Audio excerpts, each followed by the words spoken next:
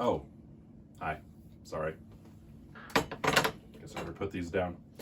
You know, it's been said a lot about kids that kids pretty much only do things that they see other people do. Where did he get that from? I hear a lot from parents when a kid is struggling with the misbehavior. There's certainly a whole lot more to kids than simply monkey see, monkey do. But you know, the idea does apply to kids in ways that many of us adults don't really care to hear, I guess.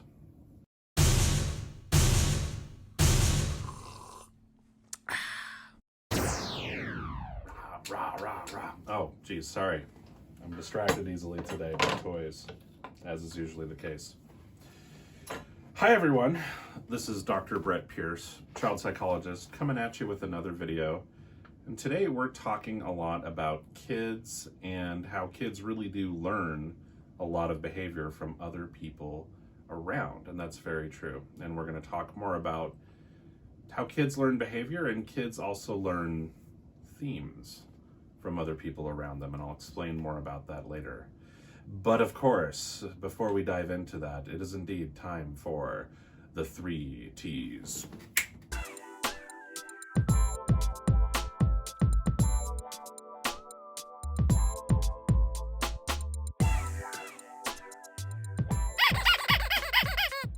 So, the first tea for today is Moroccan mint tea. I love mint.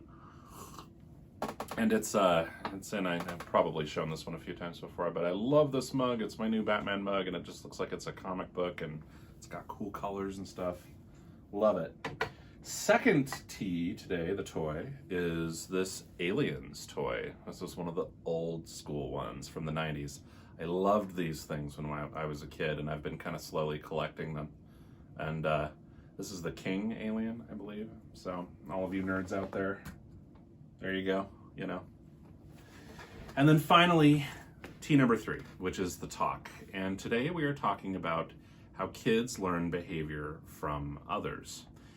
Now, obviously, this is true in a basic sense when it comes to learning skills, learning how to speak, learning language, etc., etc., etc. And all of that should be pretty clear to most people out there. But the area that's often not so clear is that kids also learn themes from us, adults. I think of it being a little bit like a dance, and kids learn how to do the dance by following our lead. And so when we're helping kids, we really want to think about what sort of dance do we really want to do here. Because like a dance, if I grab someone and swung them around, then their end of the dance is to kind of, go with and along with what I'm doing. The biggest area where I see this applying to kids is when we do the misbehavior dance with kids, which is to say we get really, really, really focused on wanting to call things misbehaviors and wanting to think of them only in those terms. And then, of course, we go the direction of consequencing and punishing and things like that. And so the kids' end of the misbehavior dance is to be really upset and resentful, to try to figure out better ways of hiding their behavior, or to be really angry and explosive and things like that. And so what happens is we then often think, well, let's just do more of the dance. We haven't punished enough. We haven't misbehaviored enough to get rid of the misbehaviors. All the while, what we end up doing is really teaching the kid, hey, this is the dance that we do. And we don't teach the kid too well how to think about the dance itself. Is this whole situation really working? Are we approaching this problem correctly? Are we paying attention to feelings that might be driving these misbehaviors? Are we teaching the kid skills so that the kid can choose better choices and take care of feelings with more health and wisdom? Instead, though, we just lock ourselves into one dance with kids. So take, for example, maybe the defiant kid. Let's suppose that we had an 8-year-old boy who struggles with a lot of defiance, doesn't want to do what he's told. If we just go that direction, the direction of it's a misbehavior and let's consequence it and things like that, maybe we'll be able to deal with the defiance. But defiance, like any other behavior, it's not random, ever. And so the kid could have some reason that doesn't really have a lot to do with defiance itself. Here's an example.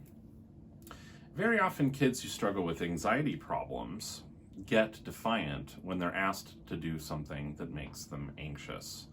Or rather, they get resistant or something, because the word defiant, maybe it applies, maybe it doesn't. Hey, we'll just say defiant for clarity's sake right now. If we just do the misbehavior dance with the kid over the defiance, can you see how we are covering up and missing the real heart of the issue? I'm not saying that anxious kids should be allowed to not listen to their mom and dad. No, anxious kids need to listen. But they also need to be guided and taught how to listen to their anxiety and how to take care of it so that it doesn't get in the way of their life.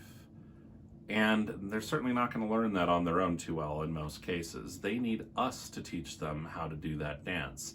And the anxiety dance is a lot more like, Mom and Dad, I'm really, really scared and nervous right now, and I don't know what to do, and I need your help. Okay, let's talk through your worries.